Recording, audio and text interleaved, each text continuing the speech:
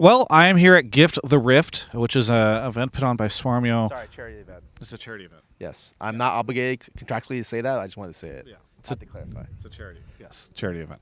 And I'm joined right now by Scarra, who again is at a charity event, just in case you didn't know that, to talk a little bit about how things are going with you. How are things going with you? Well, I felt like since generally my play is described like a charity where I just give away stuff for free all the time, I felt like this was a really easy event for me to like kind of get along with. Which is what happened today, I think, right? Yeah, but less me and more my team. I think my team averaged double-digit deaths for everyone but me, and so it's weird coming in and saying I fed the least, but you know what?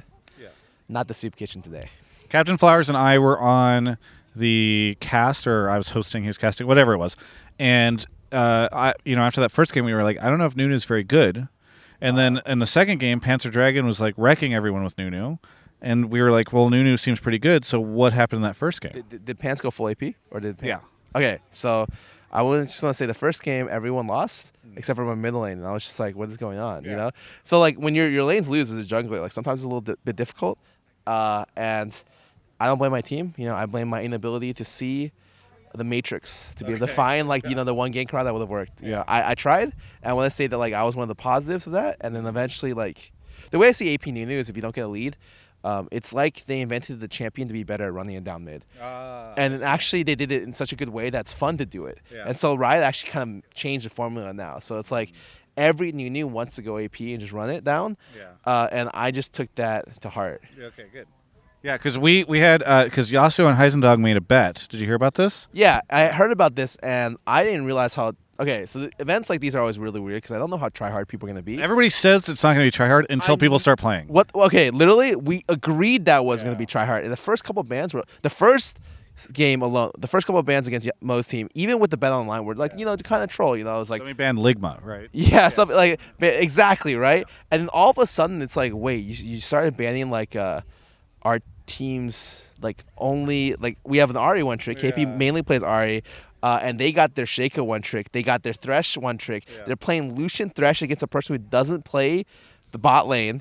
And then I'm just like, wait, you guys are trying so hard. Like what is going? I'm playing AP Nunu, and the other guy's playing his main Shaco. I'm just like, what is going on? Actually, like I had a little bit of outside help though, because Santorin is here to support KP. And I asked him, like, well, how do I jungle better? Because I don't understand the current state of the jungle. And I haven't been able to understand it for, like, I would say since Skullcrab release, I've been really uncomfortable with it. And he told me this one thing that actually made jungling so much easier for me. What is the thing? The current jungle rewards golems a lot. A lot. Like, you don't understand. Like, your routes should all be defined about where golem is. Okay. So competitively, it's a little bit different. But for solo queue, if you do golems, every golem spawn past the first is worth more than a scuttle. So, like, literally, golem camp is worth the most on the map. And once he told me that, he literally told me, like, just path into golem, just always remember to do golem. And once he did that, like, our comms were just like, I'm doing golem camp, I'll be bot lane in 1 minute and 45 seconds. And Kitty heard that, which started fucking laughing. It was so funny. But actually, after he told me that, like, I felt that. Like, in the game, I was like, oh, like, it actually does matter a lot. And so, yeah, he coached me a little bit. Okay. Well, just so you know, Heisendong was putting you a little on blast because he was somewhat blaming you. He was taking a lot of ownership about the loss to Yasuo, but he was saying you weren't really helping. I mean, it's hard to help when your lane mate, kind of feeds. Gotcha. It's like the recovery isn't as easy. And so, like, for me, it's like, well, I tried, I got the kill back. Like, I tried to shadow you. And to be honest, like, as a jungler, it's not my job to make you look good. It's my job to make me look good. Because he was saying that he told you not to worry about top lane and that you went up there anyway. Oh, no. He literally told me level 2 gank this lane. Okay. And so I was like, oh, yeah, like I'm new. I can't really do that, but I'll go up there level 3, And I thought that actually the game for jungle, I tried to do stuff that was really stupid. And if it worked out, it looked funny. It's like, you shouldn't turn ganks on the losing lane. And I tried to do that for some of the games. At least in game especially, I felt really far behind because I tried doing that. But I don't know, it was fun. I really enjoyed the event. How are you doing otherwise? I saw you put out a hit piece on the Riot Games Balance team a while ago. I felt like everyone was doing that. So like Yeah. when you're a YouTuber and like you're trying to like do YouTube content, you just jump on the popular stuff, right? Right, yeah. You saw the recent stuff where like you train your dog to kind of it's a snoot challenge. You train your dog to go through the circle. And Lily put a thing about that. I was just like, well, people are like shitting on Riot every week. Right now, there's 3 hit pieces on different riders on the front page right now. Yeah. One of them saying, this Rioter was extremely toxic, and I read it, and it's literally just like, this Yasuo mid duo suck, stay in bronze, and I'm just like, are you serious? I play with like people who legit get perma banned for what they do on a daily basis. Every jungler above diamond would get banned if that was what you got. Like if that was extremely toxic, Well, that person, it turns out their account was compromised, by the way, too. So it wasn't even a Riot. So actually really funny. But in general, I think that there's a hate boner for Riot Games right now. And I didn't mean for my piece to be like that. Yeah. And in retrospect, I can even talk more about why I feel the ways I did on that video. And for people who haven't watched it, essentially it's like my problems with the game are that I think that Riot put the game in this, like, I don't understand their balance team, essentially. And I don't know exactly what they're going for. The TLDR of the current situation, because it was a different situation when I put the video out, is that currently the state of the game is essentially unbalanceable.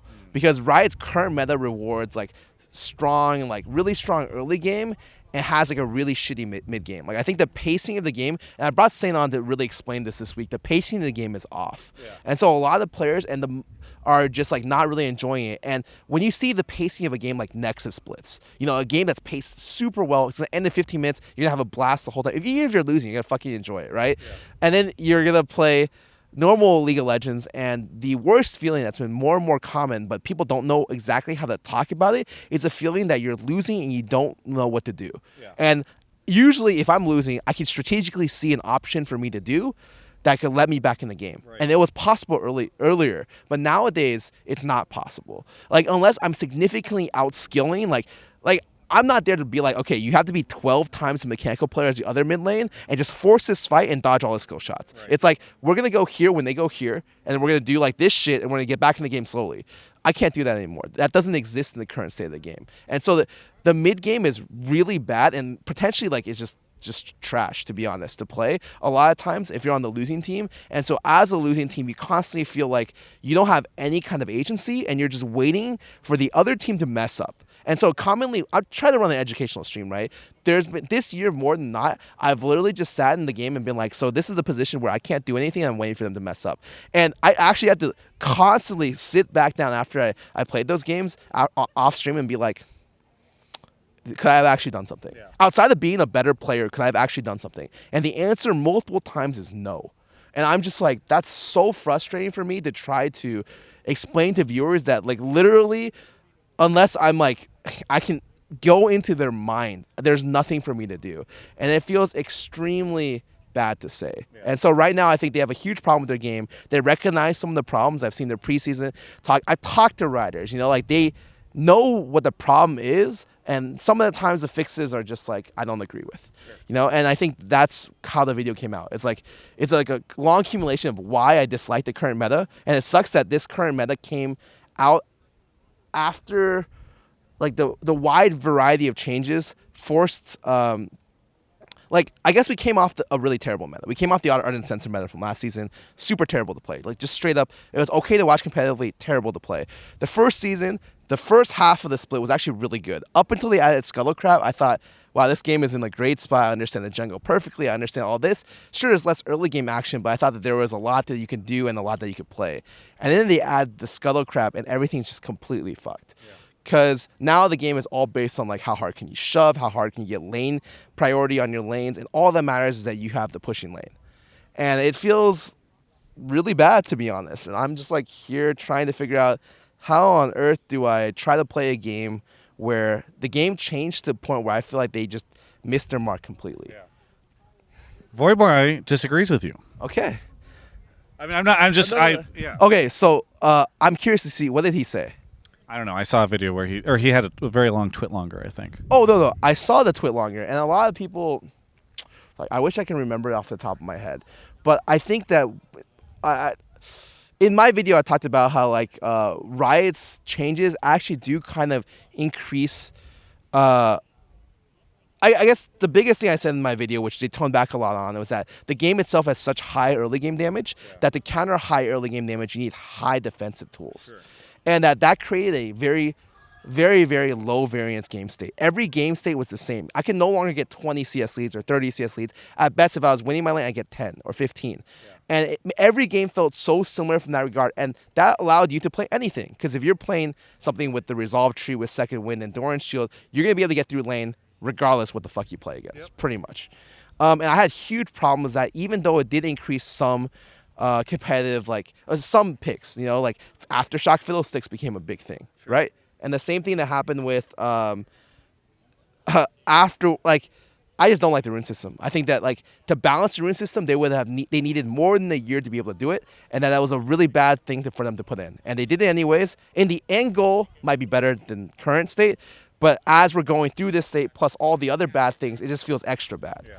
And so, like, I just disagree with people who think that the current state of the game is good. I think that, at the very least, the pacing issue is really obvious. And if you like a system where, like, you like that there's more damage, that you need to mechanically outplay people, I don't mind it. Because I think that's what a lot of people, the biggest argument they had for me was that. But I do, however, care that, like, that's not the problem. My biggest problem is, like, the mid-game is just awful right now. And, like, kind of the recovery mechanisms back in the game strategically don't really exist that much. Well, that's good insight from you. Appreciate it. That was question one. Yeah, and like, question one. Do you remember when you were like, Travis is it? Heisendong asked me how long my interviews go, and I said, you know, they usually cap out at 10 minutes. And you said, well, that's BS. Mine went way longer. Yeah, my interviews have never gone below 10 minutes ever on Travis Gafford. Gafford.Gafford? I don't know if they have that .com.gg. I don't know exactly what your website is. TravisGafford.com. Okay, well, I'm trying to like make it more edgy, you know. I heard Riot tried to do that too, and so I'm hoping that like that you can kind of, you know, work with that, you know. I do have to get back to this event because I think I'm supposed to interview somebody in a moment, like on stream. We got one question. Yeah. Well, no, it was like 3 questions. I just, you know, it's getting. I'm worried because if I'm not available, they're not gonna pay me, you know, and we need to make that happen. Are you not getting paid for this? This is a charity event, Travis. I can't believe. Well, they had to pull me. They had to pull me away from C9 TSM, which is also a charity event. Yes. To be honest, because you know TSM was free. No, I'm just kidding. They were not actually. No, I heard it was a super close series. I'm probably gonna rewatch a lot of the highlights, potentially individual games. I'm really sad that I ended up missing part of the series for this game, but you know I'm super happy Golden Glue won. Like he's been the guy I look at that I'm like, this guy has hustled forever. He is native NA talent. I remember him when he was drooling on himself eating K-barbecue for the first time with Dignitas. It was actually so funny. And then like from that moment to get to the point where like he won, you know, whatchamacallit, NA LCS semifinals. He just made it to. He helped Cloud9 make it to finals. It feels like it's a finals, right? Is a great story. Like I'm so impressed. And the rest of their team, they play World of Warcraft, so I don't really see how you can compete against that. Yeah. That's true. I tweeted that as well because I like Golden Glue a lot. Grayson seems like such a nice guy, and it was painful for me to see like such a nice guy get flamed so hard because he consistently underperformed for a long time. It seems like really over the course of the split, he's been able to figure it out. I think it's just hard work, and you know I respect that a lot. I think hard work for me has always meant more than anything else, and I think he is like the epitome of someone that like I would classify as like he didn't really give up, even though there are times where he told me that like it fucking sucked to be a mid laner in this region, or like it was like really felt super awful, like because of X or Y. No, I think that he's always been stuck in there, or he's always stuck in there, and so I think that I'm really proud of him, honestly. That's good. Anything that you want to say about this event, your involvement, anybody who watched this? It was a good time. It was a lot of fun. You know, honestly, their house, from what I heard, is much cheaper than ours and like super nice. Like it's out in the middle of nowhere. Yeah, it is. Like it's out in the middle of nowhere, but it's really, really nice. This is the Beyond the Summit house for those that don't know. Okay. Well, because the league people they'll have to Google it. They don't know. Right. Okay, no. So I think it was a pretty good run event, and I think that like it shows they've run events in the past because usually when I'm doing events like this, like what ends up happening is like, well, you know, they don't really understand how to do production, and like there's production problems when you start, there's production problems over here. But here, I think that everything was done very well, And I think that it was good. It was really nice. And I think just in general, it's been a while since I've done like an event with many people, and generally League of Legends streamers are very hermity. They just stream all day, and for this many people to come out, I was really impressed. Not only with the size of Swarmio's pockets, but also with the actual just that people would do it. Like, because there's some people that regardless of the money you pay, they'll actually won't leave. But I think that they all saw that everyone else was coming. Like, I wasn't even. I was in a position where I was like, can I see who's coming? And when I saw the list, I was like, oh my god! You got Cutie, you got Pokey, Lily, you got fucking Heisendon, KP, you got this one guy who's just the Brazilian streamers. who I didn't even know of till I saw him. His name is Shiva, right? He is jacked. I don't know how else to say it. I hope that's a compliment. This guy's gonna be at Mr. Olympiad next week in Las Vegas.